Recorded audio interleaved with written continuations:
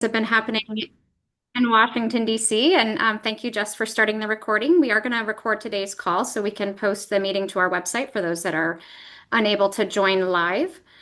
Today, I'm really pleased to welcome Garth Raymond with the National Council of State Housing Agencies, NCSHA. Garth lives and works in Washington, D.C., and has been very active in tracking all of the happenings on the Hill. And we're really pleased to have Garth joining us today. Garth is going to provide a little bit of an overview. And Garth, I think you were going to cover the one big beautiful bill that was signed into law a bit on the 4th of July, as well as what you guys are tracking in the proposed 2026 budget as well.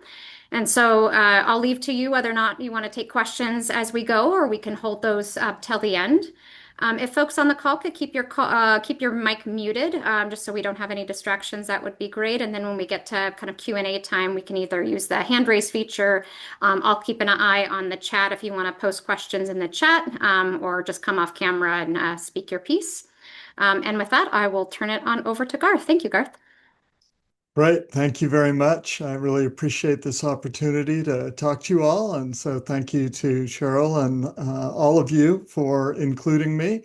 And yes, I'll talk about the Budget Reconciliation Bill, or what's been called the One Big Beautiful Bill Act, and also appropriations. And I'll talk a little bit about other items too. And so since I'll be covering a variety of things, if you have questions when I'm in the middle of a certain section, feel free to break in or raise your hand. I'm not sure I'll be able to see the chat because I'm going to try to share some slides, but I'm happy to try to address questions. But I also plan to finish in time to have questions at the end. So let me see if I can manage the sharing feature here to share the presentation.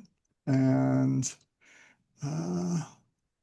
okay, and let me see, hopefully that will enlarge it to full screen. And let's get started. So as I said, I want to begin with talking about the One Big Beautiful Bill Act. And as Cheryl said, President Trump did sign it into law on July 4th, which was earlier than some people expected that would happen. But the administration and Congress certainly showed that they were determined to push this through the process, and they did.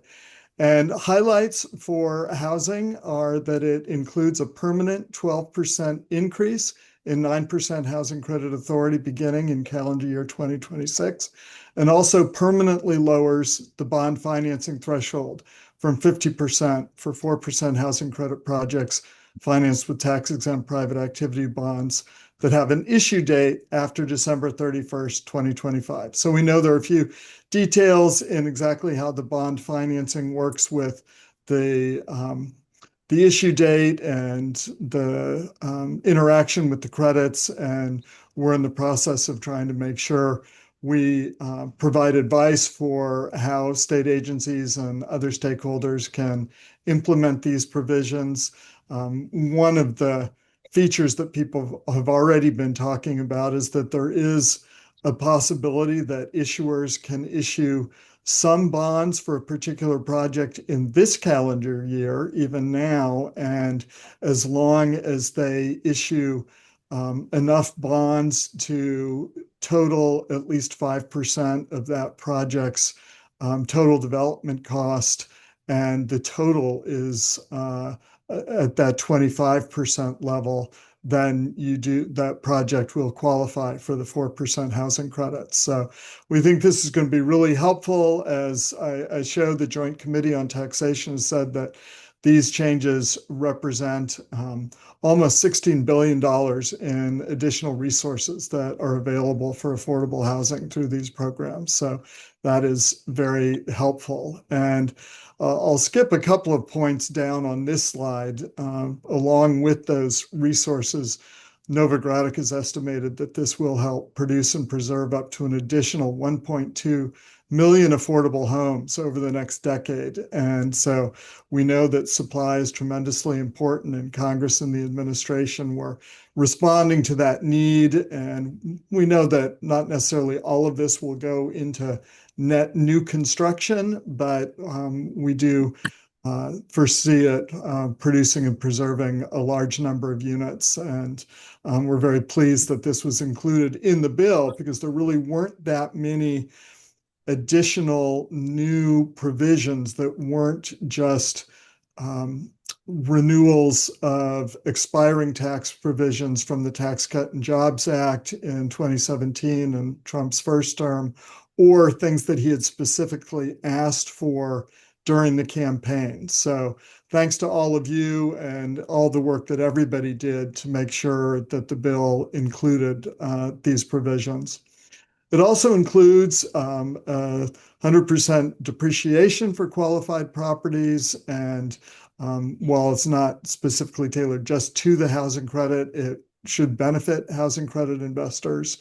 And it does not include the basis boost increases for housing credit properties in rural and Native American areas. And I highlight that even though it's not in the bill, because many people may have heard that it was included in the House passed bill, and it is something that we thought would be valuable, and we will continue to try to seek in future opportunities, but it's not included in the final bill that is now law. And also, it includes no changes to the tax exemption for private activity bonds, which was a major priority for NCSHA and many other issuers and stakeholders that recognize how important that tool is, and were concerned that as Congress was looking at the tax code in general and thinking about tax reform, although this really wasn't as much tax reform as the desire to make a set of specific renewals or extensions and add some new items, still we're very cognizant of the potential threat to existing programs, and we're very pleased that they didn't make any changes to private activity bonds. So a couple of other changes, you may have heard about these, but I just wanted to go over the fact that it does permanently and extend the opportunity zones tax incentive. And some of the changes are specifically designed to increase the targeting of the zones, the designations of the zones, as well as the financial incentives for investment in them to rural areas. It allows new designations coming up soon, and then also every 10 years, just as this forward-looking permanent or indefinite extension of the program. Focuses the benefits on lower income communities by changing the criteria for those zones a little bit, and adds reporting requirements, which we think will help us understand exactly how these zones are helping with affordable housing and other uses. That we know that there's quite a bit of residential activity in opportunity zones in a variety of areas, primarily urban, but rural too, and all kinds of zones. But we'd love to have more information, and these reporting requirements will help with that.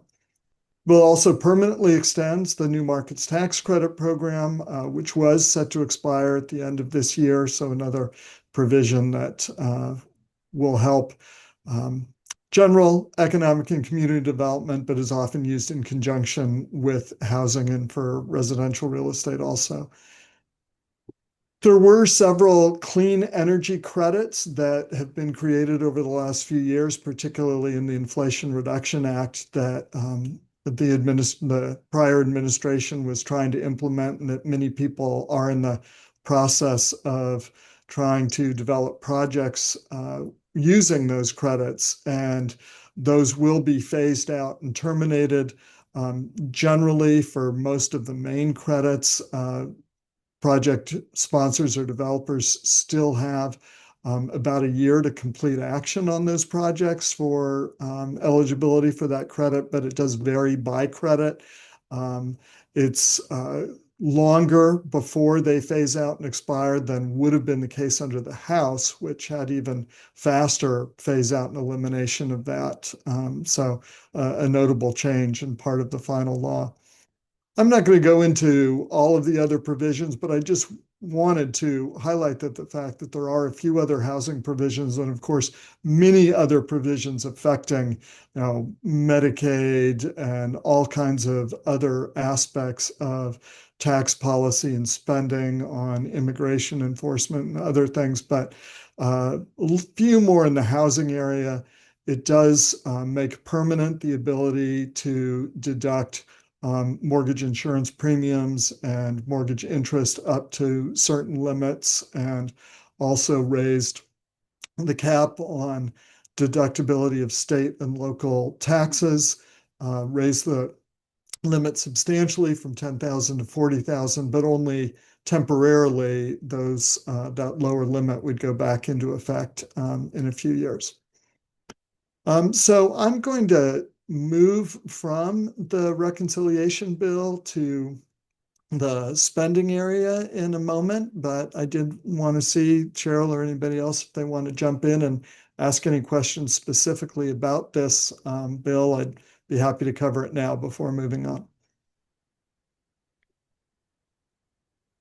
I don't see any questions in the chat. Do we have any questions on the reconciliation bill at this time? Okay, we can certainly come back to it. Let me talk a little bit about the timeline for budget and appropriations work. We've been using this slide to talk about what was happening in the reconciliation, and that's kind of the blue shaded box, which amazingly is basically already over now with the president signing reconciliation bill into law. Although some of you may already be starting to hear, and let me say that the leadership in the House and Senate is talking about the possibility of additional reconciliation bills, maybe one in the fall and maybe one either toward the end of the year or much more likely early next year, while the Republicans still have their numerical advantage to enact the budget reconciliation with all Republican votes, which is what they did this process. We don't know exactly what would be included in these reconciliation bills, how much might be spending versus additional tax changes or even other policy changes. We know that some of the policy makers were disappointed that a number of provisions were not able to be included in the bill because they didn't meet the eligibility criteria that the pretty arcane Senate rules establish for making sure all of the provisions in a reconciliation bill are primarily designed to affect spending or revenue. And many provisions were eliminated because of that. And so some people are trying to think about how they might be able to go back and rewrite those in a way that would qualify under those parliamentary laws to have another shot at some kind of reconciliation. But there's much more focus now on moving into the appropriations process. And so that's the yellow shaded box on this timeline. And just a couple of things I'll call out. The president released his budget proposals in a preliminary or skinny budget earlier this year, and then about a month later put forward his full budget proposal. I'll talk about those in a minute. The House and Senate are both starting to mark up appropriations bills now. I think of particular interest to us and to housing is the fact that the House has recently passed its Department of Agriculture bill, which includes funding for a variety of rural housing programs. And the House is planning to mark up the Transportation and Housing and Urban Development Appropriations Bill next week. I'll cover this in a minute, but the Senate is also beginning to act on some of these. They're hoping to complete action on at least some of these appropriations bills all the way through House and Senate and getting it to the president for his signature by the end of the fiscal year. I think a number of people think that that is still unlikely because of the level of disagreements between the Democrats and the Republicans, and particularly the difficulty in moving appropriations bills through the Senate without bipartisan agreement, because those bills are not protected by those parliamentary protections that allow the reconciliation bill to go through with just the bare majority or plurality that the Republicans had, rather the kind of super majority of 60 votes or more that would be necessary for the appropriations bills. So it's very likely that we may be entering into another continuing resolution for HUD or rural housing or all government programs at the end of the fiscal year, but we don't really know exactly when they will decide that, probably not right up until close to the end of the fiscal year. And so the appropriations committees are trying to lay out what they'd like to do for the rural housing and HUD funding programs while they work on these bills now. So the House is already, the House committees has already marked up USDA rural housing funding bills. They have not yet brought that bill up on the floor of the House, but that may happen between now and when they go out for the August recess, because they're hoping to pass as many of those bills as possible by then. The Senate marked up that USDA bill with rural housing funding today, this morning, although they have not released any details about what was included yet.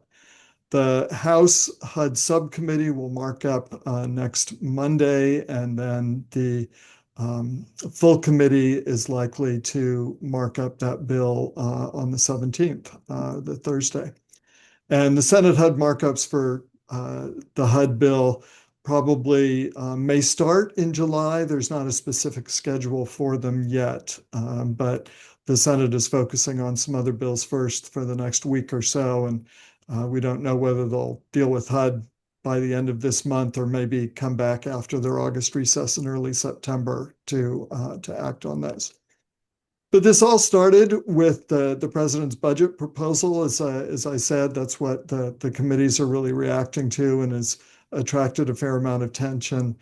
One of the highest profile provisions in the bill is that it would consolidate a variety of HUD rental assistance programs that a number of people have been used to operating just separately as categorical programs: tenant-based rental assistance, project-based Section 8, public housing, Section 202, which is housing for elderly persons, and 811, housing for persons with disabilities. And all of those would be rolled into a new state block grant, and total funding would be reduced by almost $27 billion, which is basically half of what goes into all of those programs under current funding levels. In addition, it would provide, even though it would be a state block grant, and the administration and financial responsibilities and a number of other aspects of the program would be up to the state administrators, it does impose some requirements on how they use that assistance, including that there would be a 2-year limit on assistance for able-bodied adults and adults without dependent children is also part of that. The president's budget proposal also is asking Congress to consolidate the continuum of care program for assistance to persons experiencing homelessness and the HOPWA money for persons with AIDS into the emergency shelter grants program, and reduce that funding by $532 million, which is a much smaller percentage, but still a reduction from what all of those programs currently have. And I apologize for all of the acronyms. I'm trying to explain what they are as I go through, but it's hard to talk about HUD and other government programs without getting into the acronym business. But along with that consolidation into the rental assistance block grant, the president's proposal would eliminate entirely any new funding for a number of programs: the Community Development Block Grant, Home Investment Partnerships, the Native American Self-Determination Act funding, the HUD self-sufficiency programs, the pro-housing, which is the special grants that have been provided in the last year or so for efforts that state and local governments are making to reduce zoning and regulatory barriers. And I'm pretty sure Montana has at least one of those pro-housing grants allotted or awarded to it, if I'm not mistaken, as well as fair housing programs. And so we have a chart that kind of shows this. It really just explains what I've said and includes some of the recent funding levels for some of these programs. I think for our purposes, just calling attention to that right-hand column with all those zeros and that number for the special rental assistance block grant program. So Congress does not really, let me finish with the budget proposal before getting into what Congress is doing. Sorry, skipping ahead. In the rural housing area, the budget proposal would eliminate some programs, single-family direct loans, self-help housing grants, rural housing vouchers. It would not eliminate a couple of the bigger programs, guaranteed loans, and it would also include an increase for the rural rental assistance programs to try to continue to provide resources for tenants in properties that are going through default and to even try to prevent the default of the USD underwritten housing loans. Also makes changes to some of the Treasury programs, the Community Development Financial Institutions program that provides funding to financial institutions around the country for a variety of housing and economic development activities. And this would really reduce that program to just kind of maintaining what's currently been awarded rather than providing new awards or activity. And notably for many people in the housing area would eliminate the low-income home energy assistance program, which is also called the home weatherization or related to home weatherization, separate program, but important for both areas that get hot and get cold. And this would eliminate assistance and essentially close that office, which has raised questions about that. But as I started moving to, and we'll get into now, the appropriators do not seem ready to accept the president's budget proposals in whole, and really is providing funding much closer to current funding levels. That's what we expect in both the rural housing and HUD areas. And the House Appropriations Bill does provide a small decrease for the Department of Agriculture overall, but most housing programs are funded at very similar funding levels as this year. These slides just go through some of these specific programs, Section 502, direct and guaranteed, the multifamily direct loan and guaranteed, all equal to the funding levels in fiscal year 25. And rental assistance would receive additional resources, primarily for renewals of existing rental assistance. And the bill would also allow USDA to continue this program of trying to decouple rental assistance from the USDA mortgages on those properties to preserve their affordability and avoid what would otherwise be the withdrawal of that rental assistance when those mortgages expire or are paid off and go away. The House bill would also provide the same amount of resources for the voucher program, but cut slightly, but significantly, the rental preservation demonstration program. Let me, before going to these other priorities, just say, as I said a minute ago, that we do expect the Senate markups to start soon, but we don't know exactly when. And we think that they'll probably take a similar approach, both in the House and in the Senate, on the HUD bill of retaining most programs at current funding levels. We do think that they will particularly start with the rental assistance programs to make sure existing rental assistance can be renewed, trying to make sure as much assistance is provided to maintain funding levels for homeless assistance. But then CDBG, home, other programs really may be kind of at the bottom of that priority list. And especially in the House, with efforts to reduce total funding levels to closer to what the administration has requested, we are concerned that we need to do everything we can to convince Congress of how important it is to fund those programs as at as close to current funding levels as possible. So there's still time to get word to your representatives to push for those funding levels, especially for home, CDBG, and all of the important HUD assistance programs. So as I showed there, I am going to move off of appropriations now and talk about a few other legislative priorities Congress and others are working on. So let me see again if there are any questions in the appropriations area before waiting until the end.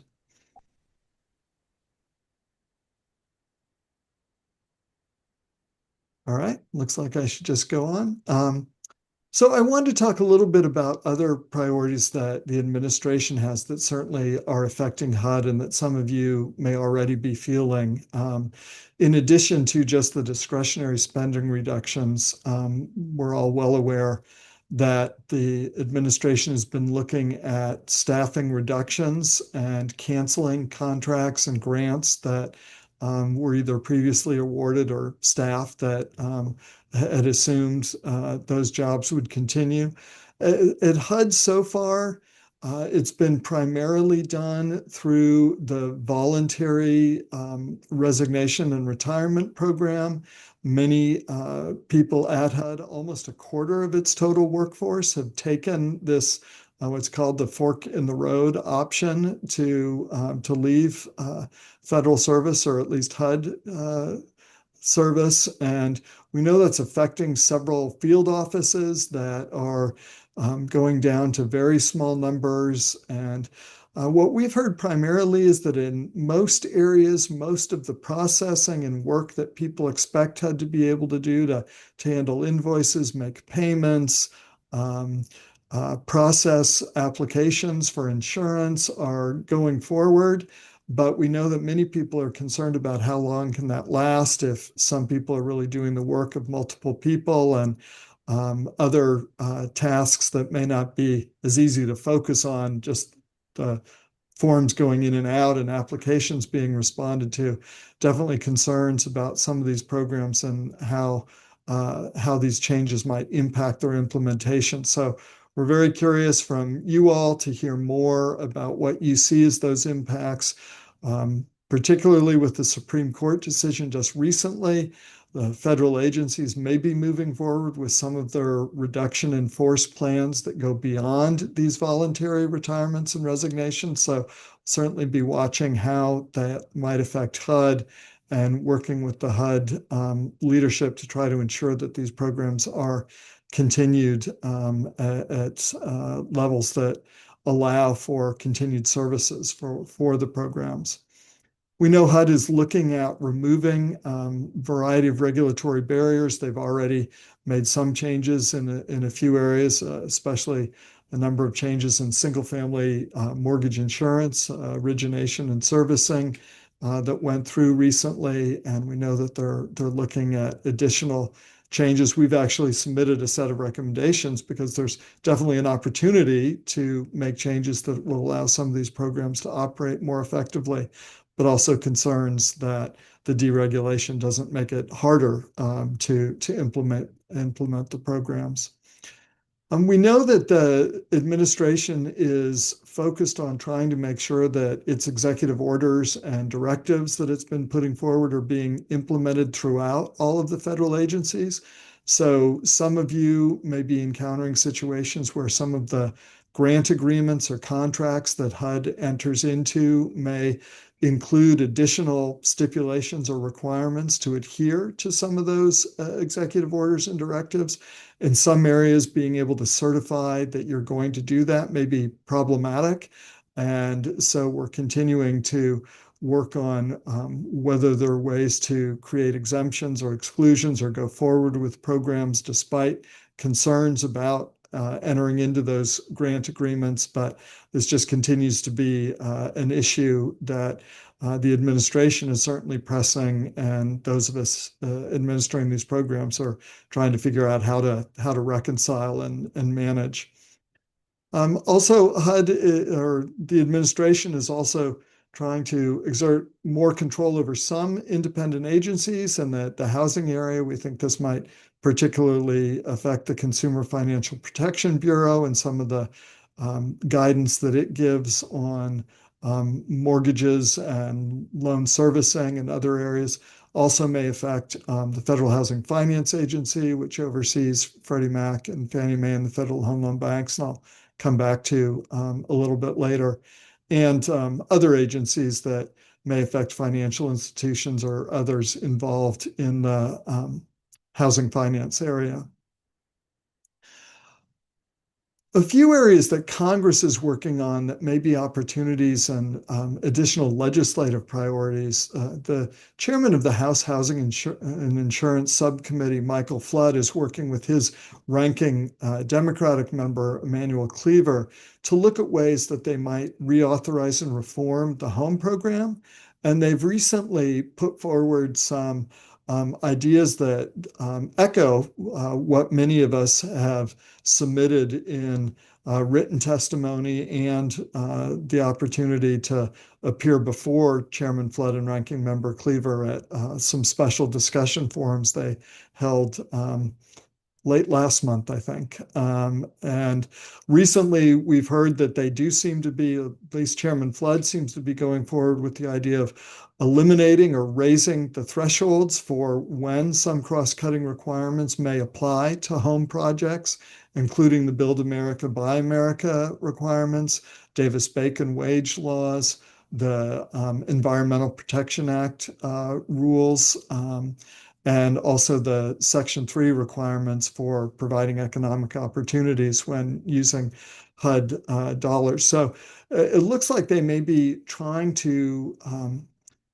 put forward legislation that would make a significant difference in these areas, which, as we've heard from many of you and our members and others, might really enable the home program to be used for a larger number of projects, maybe more on its own, maybe continuing in conjunction with the housing credit and others, but that these would make running that program and using those resources easier if they don't have to follow some of these requirements or as strictly. They are also looking at other ways to reauthorize and reform the home program, thinking about changes potentially in the Chodo set-aside to allow more nonprofits to either qualify or take on some of that work under the Chodo set-aside, to increase income thresholds and to add or remove some of the eligible activities, primarily to provide more flexibility, particularly to increase supply more. We have been working separately on a bill that I don't want to get confused with what Chairman Flood and Ranking Member Cleaver are doing, although we do hope that they'll include as many of these provisions as possible.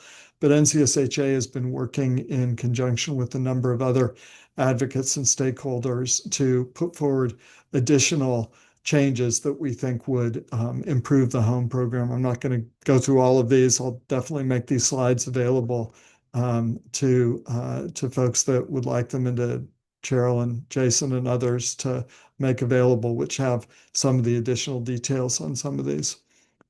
And some other major legislation that NCSHA has been putting forward and that many of you may have been helping with are still actively under consideration, and we're still trying to promote. The Affordable Housing Credit Improvement Act makes a number of positive changes in the housing credit program and has already achieved very good co-sponsorship numbers from both the Republicans and the Democrats in both the House and Senate. And while a couple of the significant provisions in that bill were included in the budget reconciliation bill, there are a number of provisions that were not, that we're still very anxious to have Congress move forward at its earliest opportunity. So we're continuing to promote that. Also working on the Neighborhood Homes Investment Act, which would create a single-family credit to increase production and preservation of single-family homes in distressed areas, and the Affordable Housing Bond Enhancement Act, which would make a number of changes to improve particularly mortgage revenue bonds, but also allow for more flexibility in using private activity bonds in general. And we're still actively seeking and want more co-sponsors for these bills to try to show Congress that there is broad and deep support and keep these on the agenda for legislation that Congress may consider as it goes forward. These slides talk about some of the additional changes that are in the Affordable Housing Credit Improvement Act. The first two there were largely included in the budget reconciliation bill, although not a separate increase in the volume cap. Really, what the reconciliation bill was reinstate increase that had been in place for a few years ago, but we were anxious to have reinstated. This includes, as I said, the basis boost increases that we'd like to see Congress pass, and some other changes, additional basis boost for extremely low income units and other changes. This slide talks about some of the changes in the Bond Enhancement Act. One of the most important, we think, is increasing the MRB home improvement loan limit, because that has not been increased for a number of years and is really out of date in most areas. And we think increasing it substantially may help deal with some of the home improvement and repair concerns, or at least allow bonds to be used as a tool for that. And also makes a number of other changes to mortgage revenue bonds and mortgage credit certificates to try to make those programs work better. So I said the Neighborhood Homes Investment Act is a tax credit for single-family housing. It would be state administered according to a system of establishing priorities and allocation very similar to the low-income credit, although would be more limited geographically to distressed areas, to properties under certain purchase price limits, and to owners under income limits. And you can see a little bit more about what areas are eligible and more information about the details of the bill specifically at this coalition website, the Neighborhood Homes Investment Act.org. So at the end here, I just wanted to talk briefly about housing finance reform. Some people have heard and noticed that the new FHFA director, Bill Pulte, has put out some tweets on X that he is considering and making actually some changes in some of the policies having to do with Fannie Mae and Freddie Mac's operations, and also considering, in conjunction with other administration officials, even broader changes to Fannie Mae and Freddie Mac that might potentially remove them from the conservatorship that they've been operating under. NCSHA is particularly concerned about how some of these changes, and particularly moving the GSEs out of conservatorship, might affect some of their initiatives with HFAs, their compliance and following affordable housing goals, and their duty to serve requirements, which notably include the duty to serve rural areas, and also just making sure that any changes to Fannie Mae and Freddie Mac do continue to allow the broadest possible access to liquidity for multifamily and single-family mortgage lenders in all areas of the country and all different kinds of market conditions. So with that, that's the end of my prepared remarks, and I'm happy to answer any questions, to follow up and hear any comments or discussion you have. Cheryl, where would you like to go from here? Certainly. So thanks again for the overview. I think it's really helpful, and I think I picked up a couple of things I hadn't heard quite yet either, so that was great. I'll ask, we've got one question in the chat, and I had one question, then we'll open it up for others. So the state of Montana did receive a $7 million pro-housing grant, and we've received those funds. We have access to those funds, but we haven't had an approved action plan yet. For the proposed fiscal 26, the elimination of pro-housing, is it talking about the program in its entirety or pro-housing grants going forward? Excuse me, grants going forward. Okay. There is always the concern and the threat that the administration may come back and propose to rescind previously appropriated funds. The Senate right now is considering a bill that the administration has requested to rescind funds in other areas, international aid and public broadcasting. But they could propose additional rescissions, but they haven't yet in the HUD program area. And Congress, particularly through the appropriations process, is really not likely to try to withdraw funding that has been awarded and that the grantees still intend to go forward with. They do recapture unobligated balances and things like that, but not for programs when the users are planning to go ahead with them. So we certainly hope that those grants won't be rescinded. It is interesting that you mentioned the action plan, because while I talked about the administration asking for certain certifications and commitments in grant agreements, my understanding is that some grantees that are putting in their action plans are receiving word from HUD that the approval of those action plans may be dependent on those same kind of certifications. So I don't know if you have heard or might hear anything like that, but something that we're watching out for. Okay. So the question in the chat is related to the project-based Section 8. The Montana Department of Commerce is the project-based contract administrator for the state of Montana. And we've covered this, or you've talked about this at other calls that some of us have been on, with the concept of rolling all of those rental assistance programs into one block grant to states.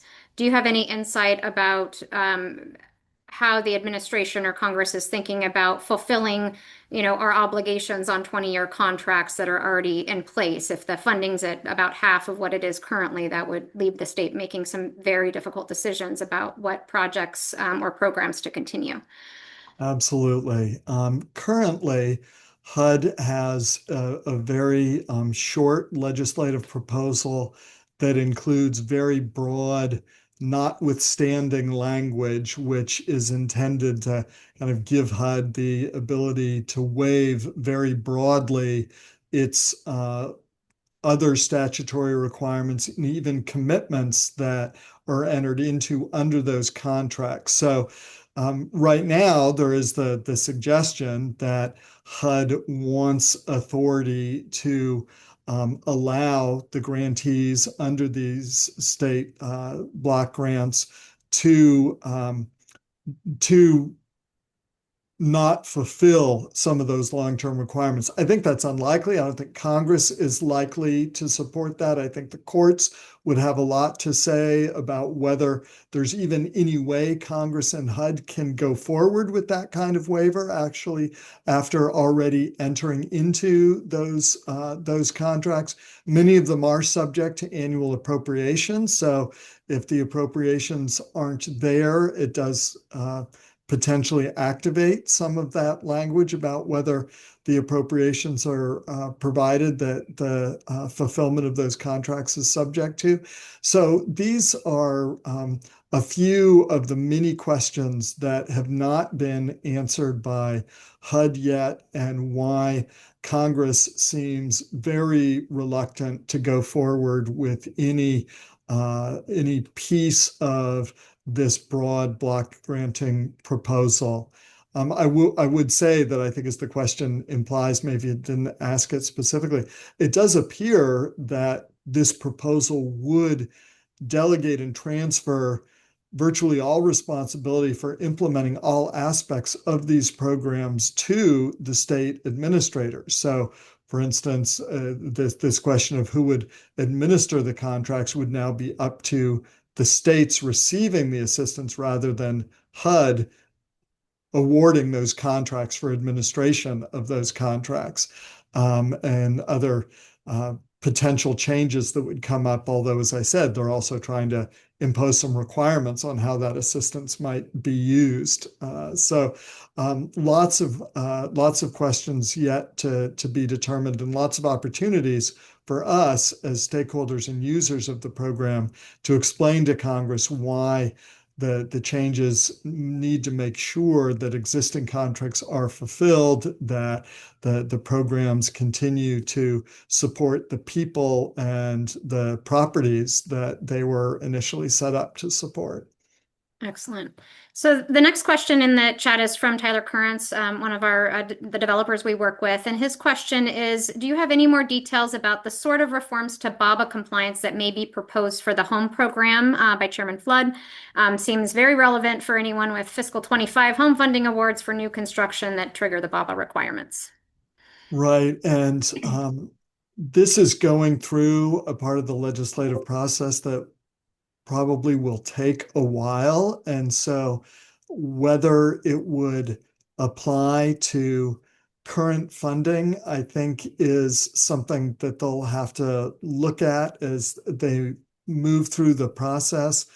I think the House is hoping to move fairly quickly. As I said, I think as I said that they're having a hearing on the Chairman Flood's legislation and the home program next week. It was postponed from this week, and they're hoping potentially even to hold a markup in the committee by the end of the month. Whether they would be able to mark up this bill on the home program or not hasn't yet been announced or determined by the committee, but I think that they're probably considering that.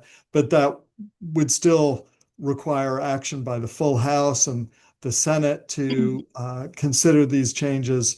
So I do think that kind of the first question about its applicability, or one of them, is whether it would even be enacted in time to apply to some of the current home funding for projects going forward. But the primary approach would be to exempt home projects from BABA. So it just the Build America, Buy America requirements would not apply to projects that receive home funding by virtue of receiving home funding. Now, might receive funding from another source that might have those Build America, Buy America requirements. But if it doesn't apply to the housing credit, doesn't apply to home, doesn't apply to some of these other categorical programs, I think that Chairman Flood's intent is to try to make sure that the just home projects and other potentially HUD projects, maybe CDBG and others, would be exempted. Right now, the bill is focused on home, maybe with a little bit on the CDBG program, but it may apply more broadly to more HUD programs as it goes through the process and people talk about whether that's necessary or not to achieve its goals. But at this first stage, the BABA exemption would really be very broad. The Davis-Bacon and environmental review requirements would probably be more limited. It would probably be raising the threshold for how many units are receiving home funds in a project from 12 to 50 or something like that for when those requirements would apply. But I do think they're hoping for a much broader BABA exemption. So the next question in the chat is from Michael O'Neill, who's the director of the Helena Housing Authority. And he asks, when is the most effective time to engage in advocacy around the appropriations process? And just noting that Montana Congressman Ryan Zinke is on the House HUD committee, T-HUD committee. Yeah, for members of the House HUD subcommittee and really any members of the House right away to schedule a subcommittee markup for next Monday.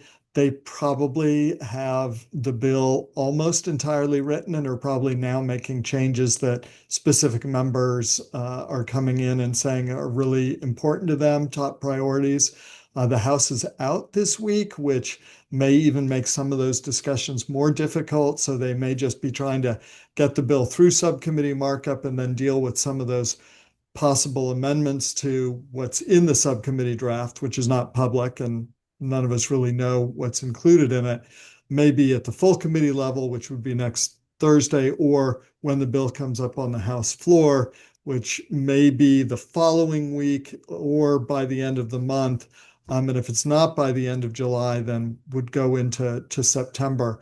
So because these deadlines are fairly immediate, but also staged out in terms of additional places where congressmen can make a difference in the bill and propose amendments or make changes, Now, as soon as possible is important, but when you can is equally important. If you don't get something done this week, then that's no reason not to call them next week or as soon as you can.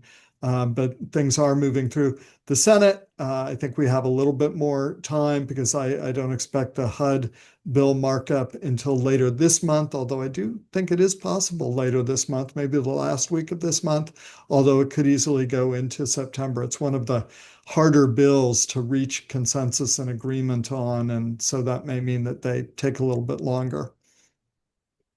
So the next question is from Margie Seacombe. She's the director of one of our human resource development councils. They do a lot of different types of work in Montana with kind of regional focus, like a community action partner.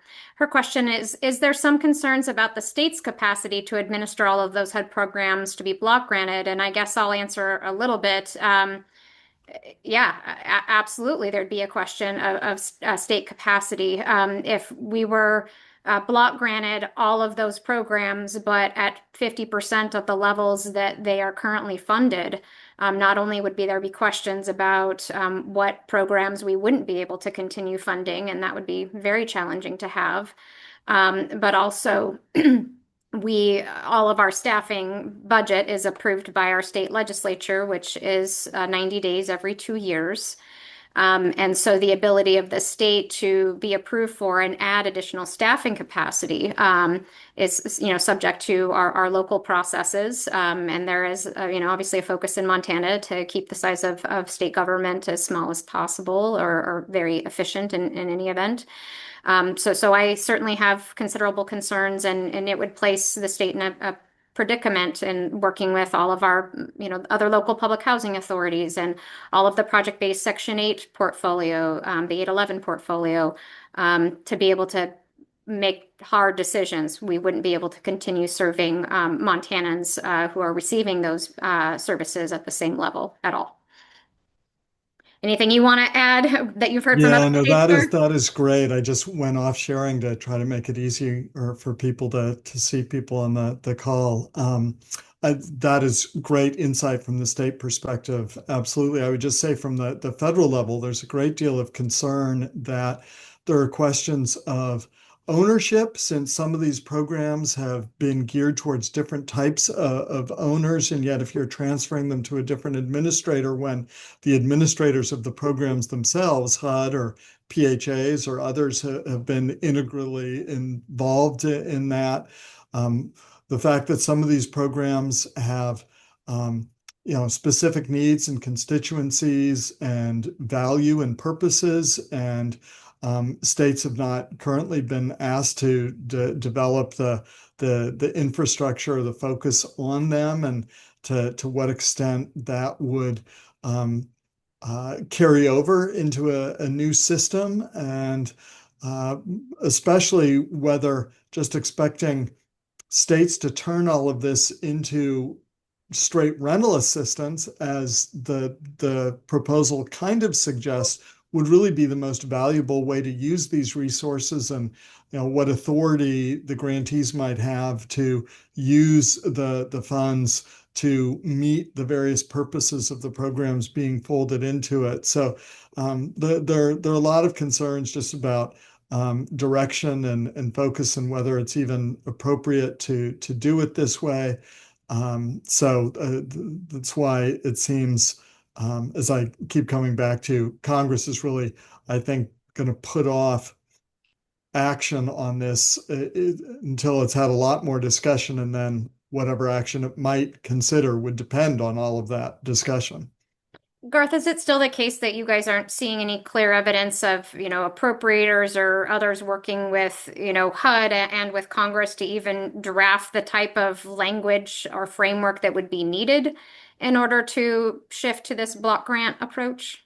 It is. And in fact, the House and Senate both do have these legislative efforts underway. I mentioned the home program in the House, and in the Senate, the chairman of the Senate Banking Committee, Chairman Scott, has put forward a bill that would include provisions that would try to deregulate some of HUD's existing programs, nothing to the scale of this at all. Make some changes to definition of manufactured housing and some other changes to try to kind of tweak some of the HUD programs to make them work more effectively. And there's no sign that as these efforts go forward in either the House or Senate, they're planning on trying to incorporate broader efforts to create any kind of rental block grant or change some of these core programs. So authorizers and appropriators both seem to really be saying they're not planning on moving forward with this. Well, those are all the questions in this chat. Carissa with Homeward, I did see you flicker off camera. Did you have a question that you wanted to pose? Nope, all good. Thank you. All right. Are there any other folks on the call that would like to pop off camera and ask any questions or comments? All right. Well, look at that with 5 minutes to spare. So for everyone, we will post this recording and I'll connect with Garth for the slides. And if NCSHA is comfortable with us posting the slides or email distribution, we will do that as well. And I do also want to give a plug. We will be having a housing coordinating team meeting in August. It'll be, again, the second Thursday of the month at 10 o'clock on August 14th. The topic for next month's meeting will be joined by a woman, Rachel Rohr, who is a geriatric specialist with the VA out of the Mountain region.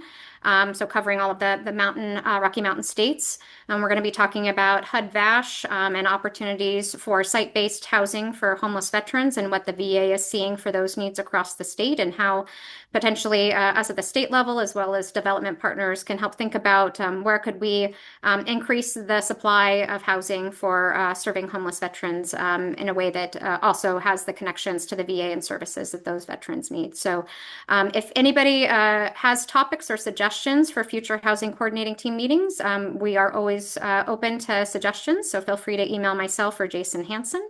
And then the registration for next month's HCT meeting will be on the Commerce website, commerce.mt.gov. Go to meetings and events at the top of the page and you will find it. So thanks everybody for joining us and we hope you have a great rest of your day.